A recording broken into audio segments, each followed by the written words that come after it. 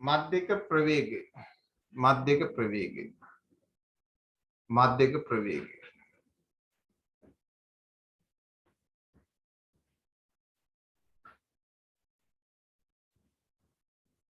Airtel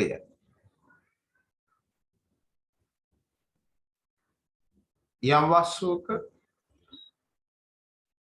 आरंभिक प्रवेग, यम वस्तु का आरंभिक प्रवेग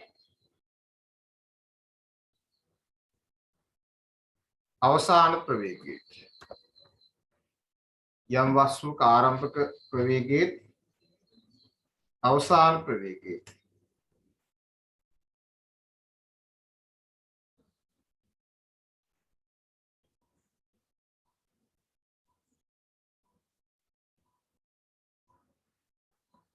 मध्य ने सामान्य सामान्य माध्यक प्रवेगेन माध्यक प्रवेगेन केलपते මෙයාදාගන්න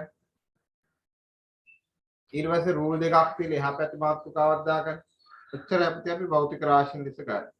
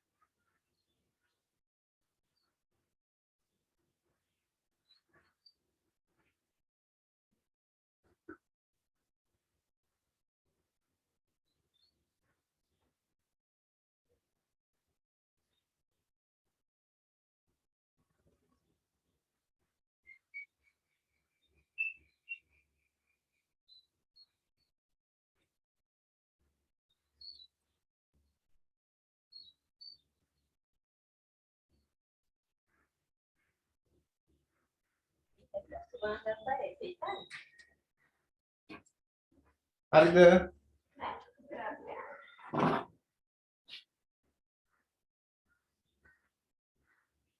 තීව්‍ර කට්ටිය අත උස්සන්න.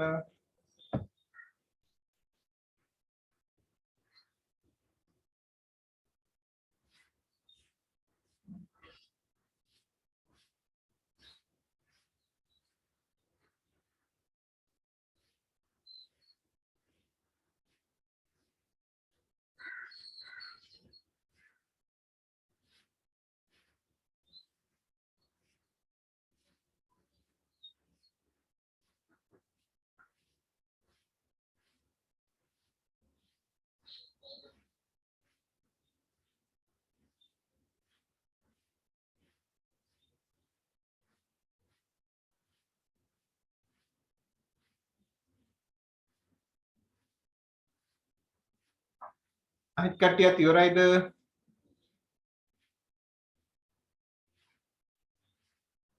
right. අර සාමාන්‍ය ප්‍රවේගී ගායක පුතේ ලියන්න වාක්‍යය.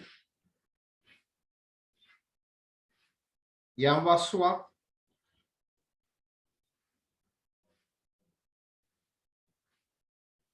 ඇති කළ මුළු විස්ථාපනය. යම් වස්තුවක් ඇති කළ මුළු විස්ථාපනය.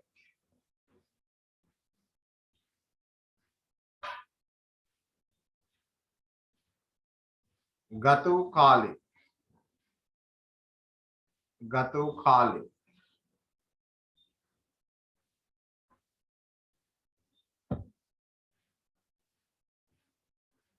බෙදූ විට.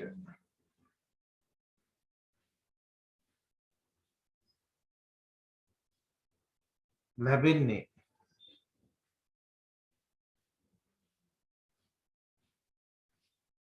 ලැබෙන්නේ. ලැබෙන්නේ.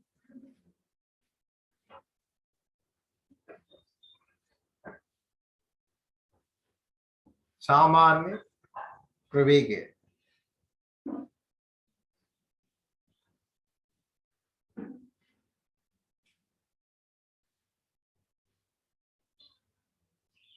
සාමාන්‍ය ප්‍රවේගය.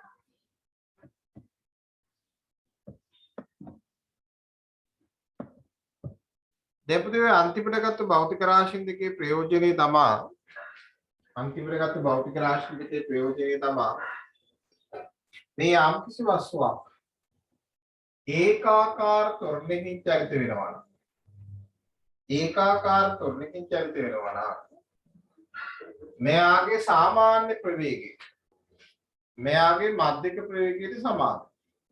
හරිද? ඔය ප්‍රතිඵලය අපි දිගටම පාවිච්චි කරනවා. මෙන්න මෙහෙම උදාහරණයක් අපි ගත්තොත් මේ තියෙන වස්තුවක් චලිත වෙච්ච විදිය. එතකොට මෙයා මුළු විස්ථාපනයේ මීටර 100ක් තිබ්බා කියන්නකො.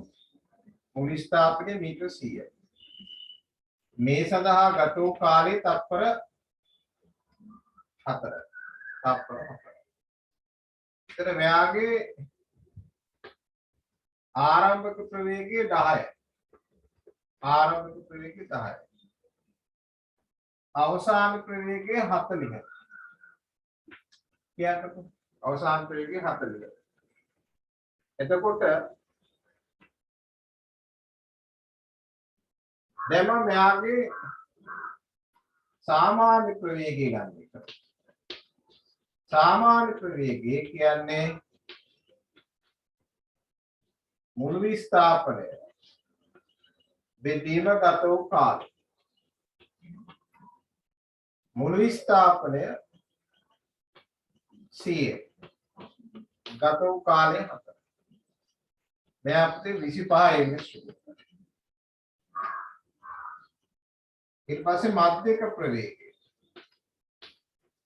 මධ්‍යක ප්‍රවේගය කියන්නේ ආරම්භක ප්‍රවේගය දන අවසාන ප්‍රවේගයේ බෙදීම 2. බලන්න ආරම්භක 10යි අවසාන 40යි බෙදීම 2. 40යි 10යි 50 50 දෙකෙන් පිටපා 25යි.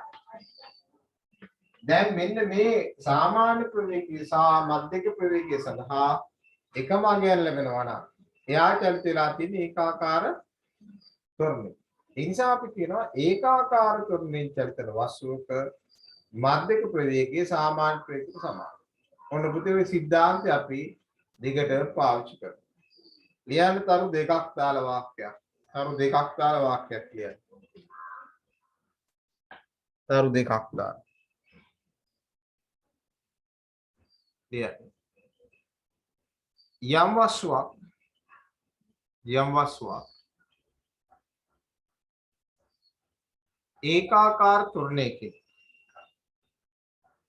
ඒකාකාර ත්වරණයකින්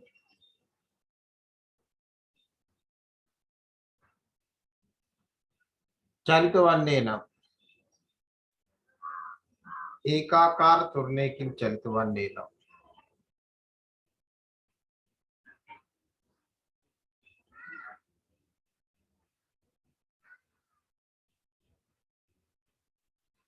ඒ සාමාන්‍ය ප්‍රවේගය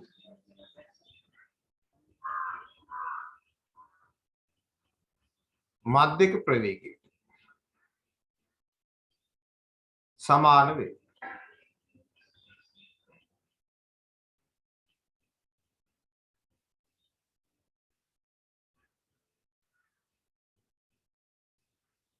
ඊට පස්සේ පළවෙනි වාක්‍යය ලියන්න. පළවෙනි රූලින් පහත උදාහරණේ සලකමු.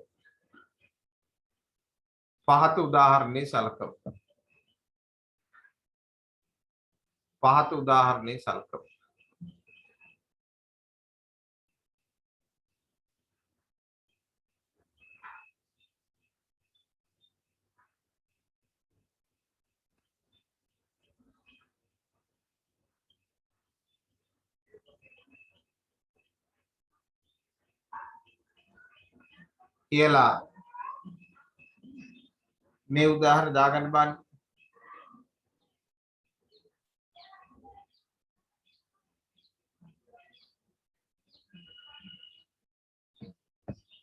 ගිය සතියේ පුතේ මම ওই කුරුණෑගල ගෲප් ක්ලාස් වගේක් පටන් ගත්තා. දැන් මට දැන් ওই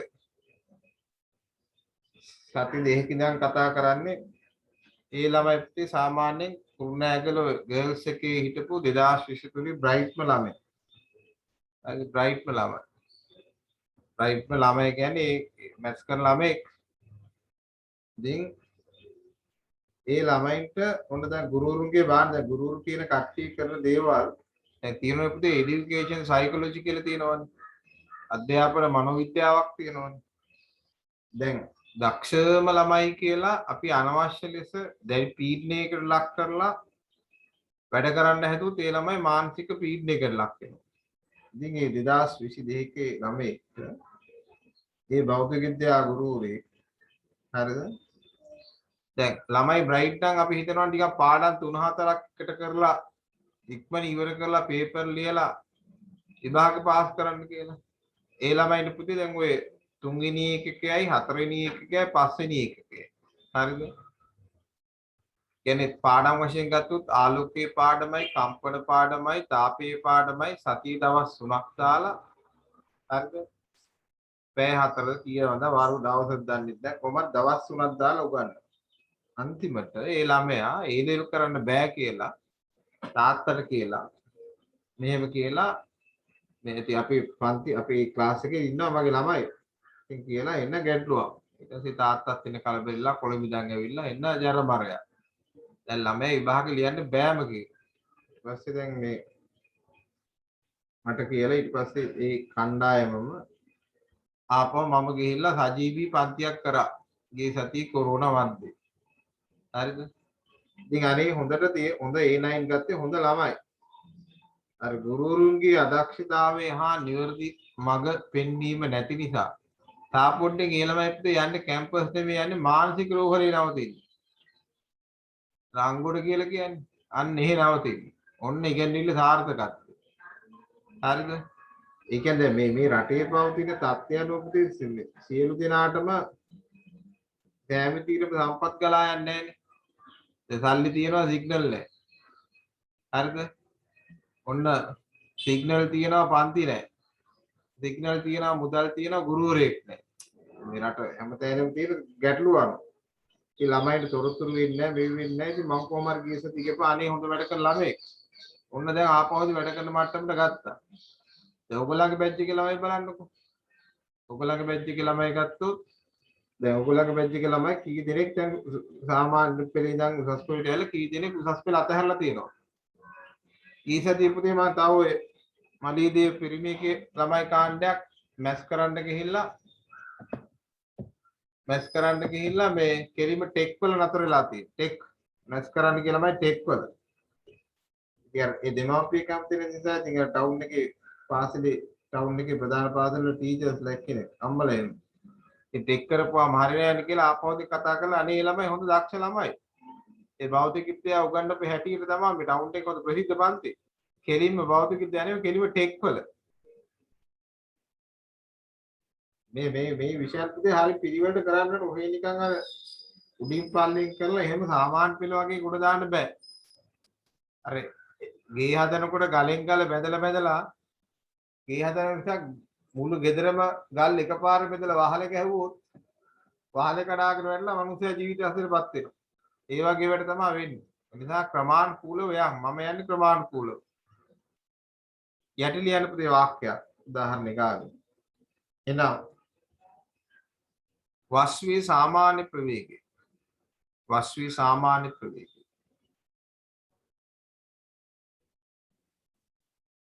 මධ්‍යක ප්‍රවේගයක. වස්තුවේ සාමාන්‍ය ප්‍රවේගය. මධ්‍යක ප්‍රවේගය. සමාන වී ඇත.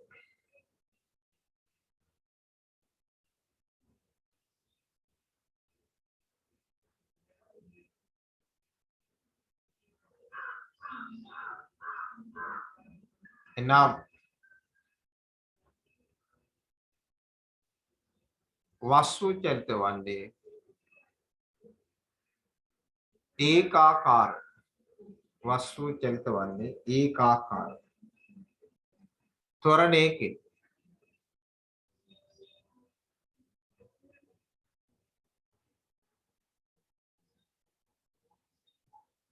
right. දැන් ඔන්න පුතේ අපි දැන් ඔය සරල රේඛිත චලිතයේ සීලුම් භෞතික රාශීන් අපි අර දැක්කුවා. දැන් ඔය භෞතික රාශීන් තිබ්බට පුතේ අපිට ගණනය කිරීමක් සුළු කිරීමක් සඳහා පාවිච්චි කරන්න බෑනේ. ඒ නිසා වෙනි අවස්ථාවේ භෞතික රාශීන් අතර සම්බන්ධයක් ඕන. ඔය භෞතික රාශීන් අතර සම්බන්ධ ගන්නත් සරල රේඛිත චලිත සමීකරණ ලෙස. දැන් මේ මම ඔය දැන් ඔය ඕගොල්ලන්ගේ අලුත් සිලබස් එක නෝලවල යන්නේ තාපොඩ්ඩේ මල ජූලියක් කියලා මම දැන් කලින් ඉංග්‍රීසි මීඩියම් පන්ති වල මේක කරනකොට චලිත සමීකරණ කියන ඒවා ඕගොල්ලන්ගේ ඕලෙවල් වල කරලා තිබ්බේ මම මෙතෙක් ඉතිහාසය උගන්වපු සෑම පන්තියක්. දැන් පහුගිය අවුරුදු 20 උගන්වපු භෞතික විද්‍යා පන්ති වල සාමාන්‍ය පෙළ චලිත සමීකරණ කරලා තමයි ළමයින්ට උසස් පෙළ ආවේ. ඕගොල්ලන්ගේ චලිත සමීකරණ කියලා වර්ගයක් තිබ්බද නැද්ද?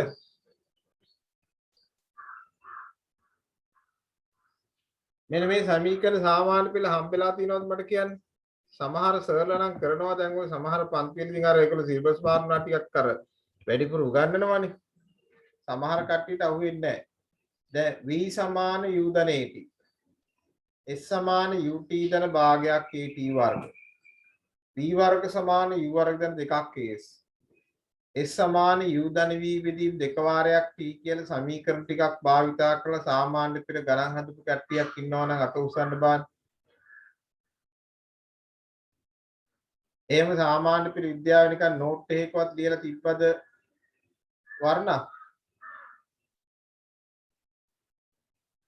චලිත සමීකරණ කියලා ලිව්වද පුතේ? නෑ සර්. ඉන්නේ නෑනේ. ඒ පොතේ සිලබස් එකේ නෑ ඔයගොල්ලන්ගේ. ඒක අර මේ ඒ කන්ටෙන්ට් එක අයින් කරලා. මමත් ඔය මේ දැන් ගිය අවුරුදු බැච් එකේ තිබ්බා. මේ ඔයගොල්ලන්ගේ බැච් එකේ තමයි තිබිලා නැත්තේ. මේ ගිය අවුරුද්දේ තිබ්බේ නැත්නම් මට හරියට මතක නෑ. කලින් අවුරුද්දේ තිබිලා තියෙනවා. දැන් ඔයගොල්ලෝ දැන් මගේ 21 වෙනි බැච් එකනේ. පහුගිය අවුරුදු 20 තිබ්බා. දැන් මේ බැච් එකේ නෑ. අර ඔයගොල්ලන්ගේ අර අන්තර්ගතය අඩු කරලා තියෙන්නේ. ඒ නිසා තමයි අපේ සාමාන්‍ය පෙළ දැන් උසස් පෙළට ආපුවම ළමයි මේක අමාරු වෙලා යන්නේ.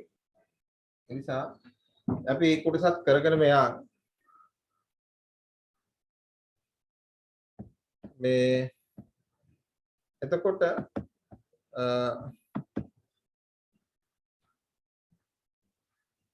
මෙන්න මේ කොටස අපි කියන්නේ සරල රේඛීය චලි සමීකරණ කියලා අපි කියන්නේ. එතකොට දැන් සරල රේඛීය චලි සමීකරණ කියන එක අදහස දැන් අපි මේ අර්ධ දක්වපු භෞතික රාශි ගත්තොත් මේ භෞතික රාශීන් අතර සම්බන්ධය ලබා ගත්තේ සරල රේඛීය චලි සමීකරණ ආකාරයෙන්. දැන් අපි ඊට පස්සේ පුතේ ගණන් හදනකොට මේ භෞතික රාශීන් වලින් ගන්න බොහොම ස්වල්පයක් තමයි භෞතික රාශීන් ලෙස පාවිච්චි කරන්නේ. ඒ කියන්නේ භෞතික රාශීන් අර්ධයක් කීම ඍජුව පාවිච්චි කරන්නේ නැහැ. ඒ භෞතික රාශීන් ඇසුරින් අර්ධයක් වල චලි සමීකරණ කියන කොටස තමයි අපි දිගට පාවිච්චි කරන්නේ. එතකොට දැන් අපි සරල රේඛීය චලිත කියන සරල රේඛාවක් ඔස්සේ චලිත වෙන වස්තුවක් නේ. එතකොට අපි අර ඉස්සලා මම රූප සරහන් වල වක්‍රයන්දී පුතේ සාධාරණ අවස්ථාව තමයි වක්‍රයන්දී. එතකොට දැන් අපි ගන්න මෙතනදී ගන්න කෙනෙකු සරල රේඛාවක් ඔස්සේ වස්තුවක් චලිත වෙනවා. මෙයාගේ ආරම්භක ප්‍රවේගය අවසාන ප්‍රවේගය ගත වූ කාලයේ T ඒකාකාර ත්වරණයේ A මෙයා විස්ථාපනයේ S. එතකොට දැන් අපි මේ කොටසේ කතා කරන්නේ මෙයා ඒකාකාර ත්වරණයකින් චලිත වෙන වස්තු.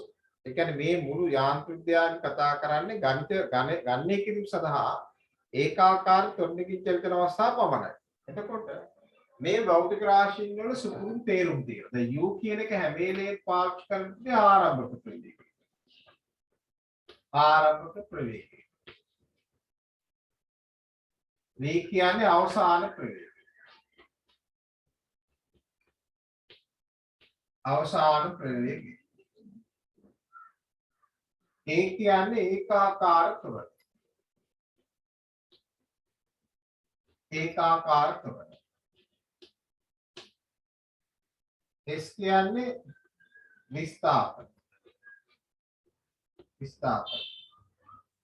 E කියන්නේ මෙයාගේ කාලය. දැන් ඔය භෞතික රාශිය වල තියෙන වෙන මේ අදහස. right? එතකොට ඉස්සෙල්ලාම අපි සමීකරණය අර්ථ දක්වන්නේ ත්වරණය කියන අර්ථ දැක්වීම. දැන් අපි දන්නවා ත්වරණය කියන භෞතික රාශිය අපි අර්ථ දක්වන්නේ ත්වරණය අවසාන ප්‍රවේගය අඩු කරනවා ආරම්භක ප්‍රවේගය. බෙදනවා ගත වූ කාලය. ත්වරණය කිව්වේ A නේ. අවසාන ප්‍රවේගය U නේ. ගත ආරම්භක U. ගත වූ කාලය. එහෙනම් AT කියන්නේ වීරිණ U. වීරිණ U. එහෙනම් U මෙහාට ගත්තොත් අපට එක පේජයක් උදේ මට ඉඩමදි නිසා මම මෙහෙමව ගන්නවා. AT ධන U කියන්නේ V. ඔයගොල්ලෝ යට උලේ ගන්න මට ඉඩමදි. එහෙනම් පළවෙනි සමීකරණ අපේ V සමාන U ධන A. ඔන්න අපේ පළවෙනි චලිත සමීකරණය. ඔන්න ආවා පළවෙනි චලිත සමීකරණය. right? පළවෙනි චලිත සමීකරණය.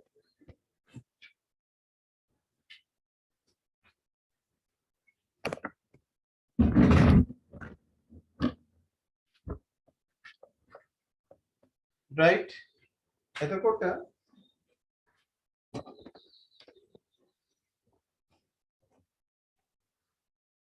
පළවෙනි චලිත සමීකරණය V සමාන U ධන A.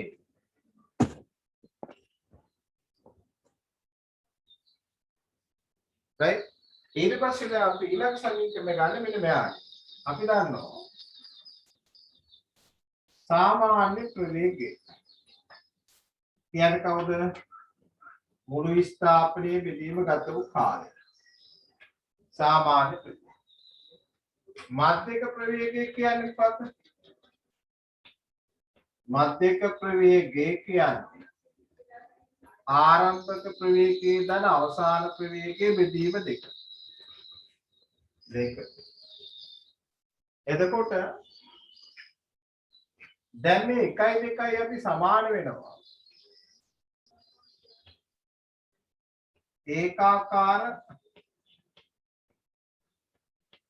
ත්වරණේ චලිත වන විට ඒකාකාර ත්වරණේ යනවා නම් 1 2 මොකද වෙන්නේ මෙයා සමාන වෙනවා.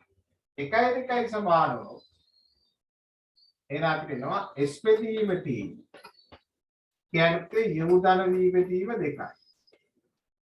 එහෙනම් අපිට සමීකරණයක් එනවා u ධන v බෙදීම 2 වාරයක් t කියලා. ඔන්න පුතේනවා දෙවෙනි චරිත සමීකරණ. හරිද?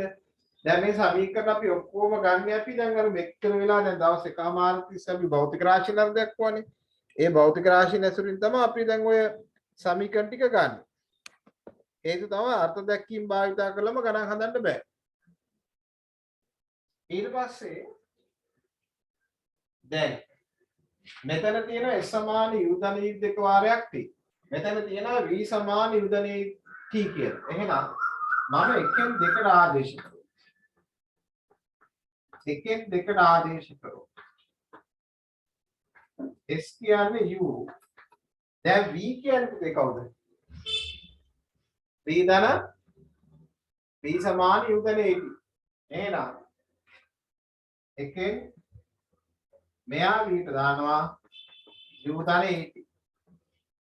බෙදීම 2 වාරයක් t. දැන් බලන්න මෙයා u 2යි ධන e t. බෙදීම 2 වාරයක් t. දැන් t ගෙන් වරහන් ඉවත් කරමු. t ගෙන් වරහන් ඉවත් කරොත් 2ut ධන at වර්ග බෙදීම 2.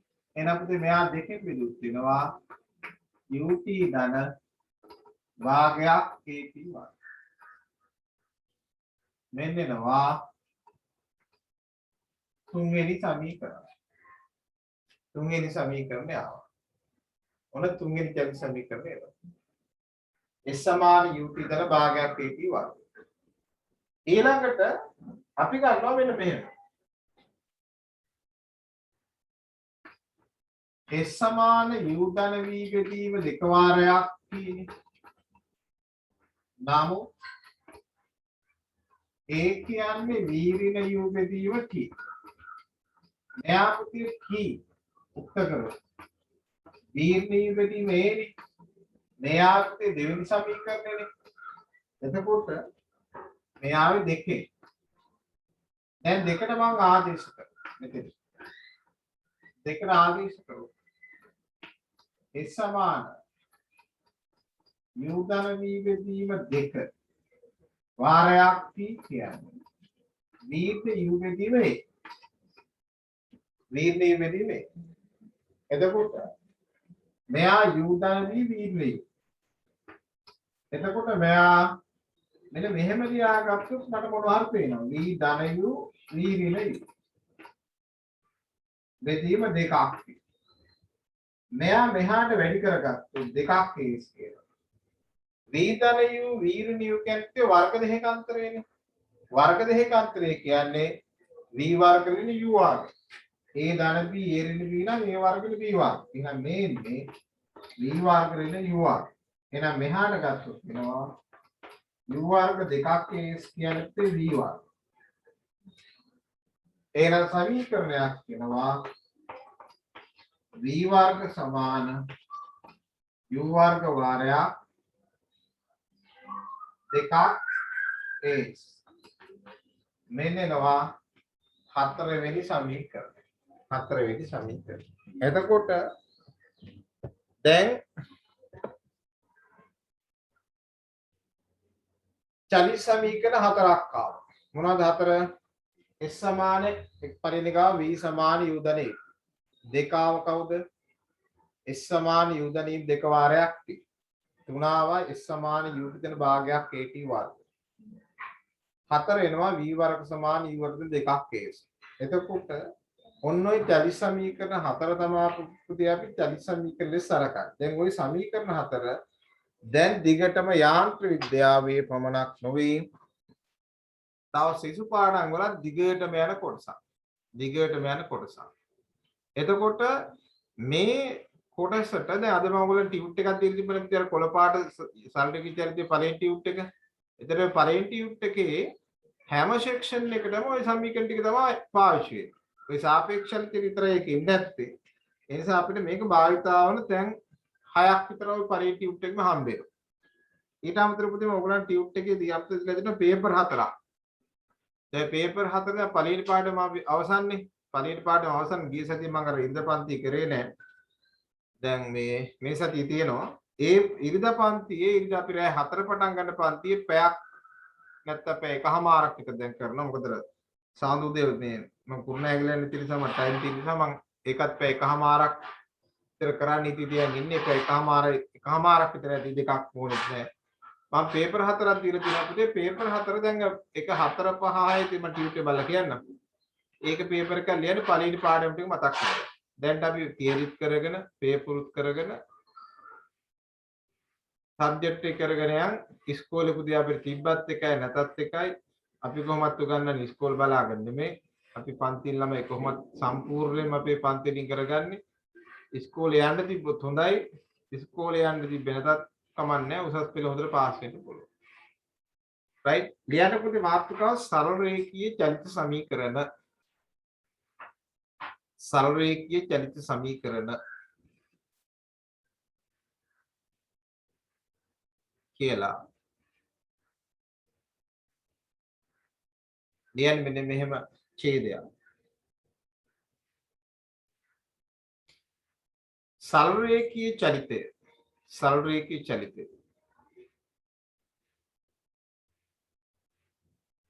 සරල රේඛීය චලිතය.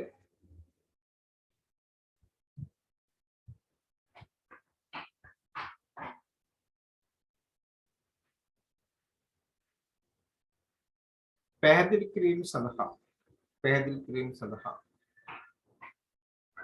අර්ථ දක්වන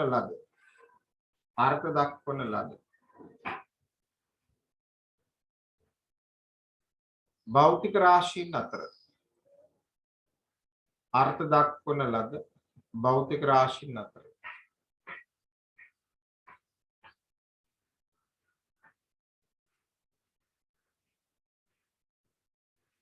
සම්බන්ධතාවක්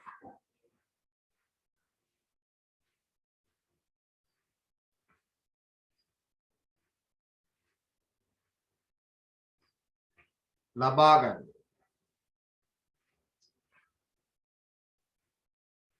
සරල රේඛීය චලිත සමීකරණ.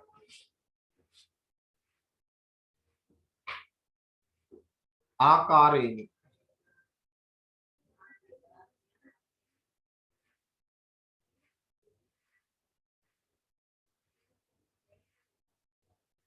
එවිට ඒකාකාර ත්වරණයකින්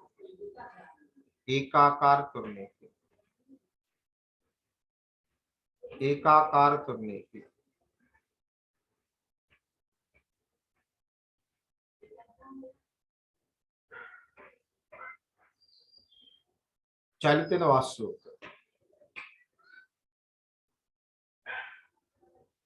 චලිතන වස්තුවක් සඳහා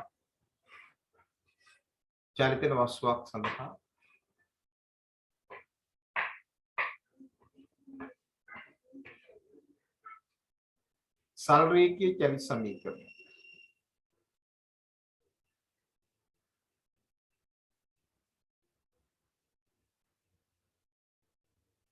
පහත පරිදි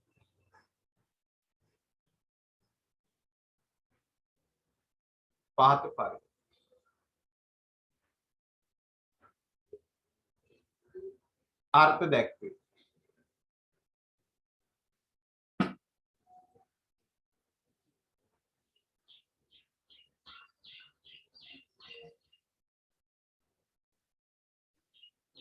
කියලා අලුත් ඡේදයක් ලියන්න.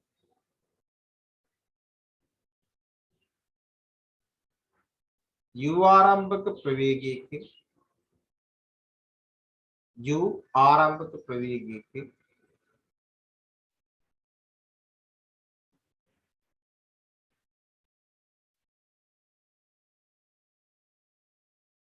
චලිතය ආරම්භන වස්තුවක්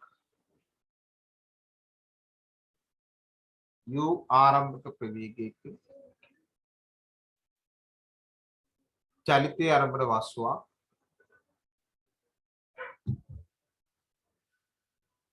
සිම්පල් ටී කාලයක් තුළ සිම්පල් ටී කාලයක් තුළ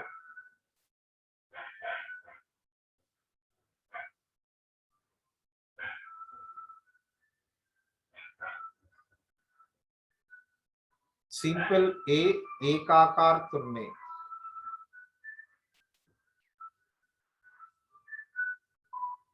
सिंपल ए एकाकार तुरने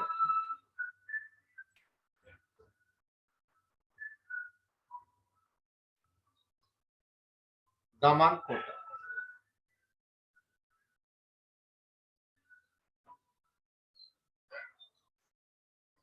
S විස්ථාපනයක් සිදු කොට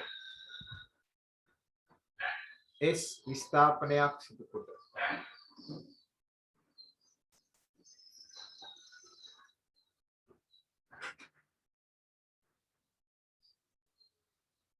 सिंपल V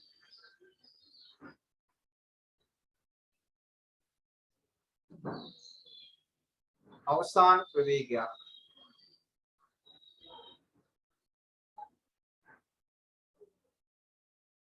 सिंपल V අවසාන ප්‍රවේගයක් ලබාගෙන ඇති අවස්ථාව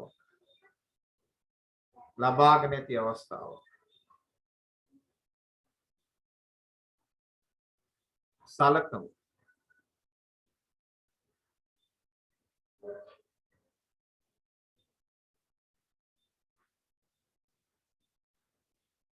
කියලා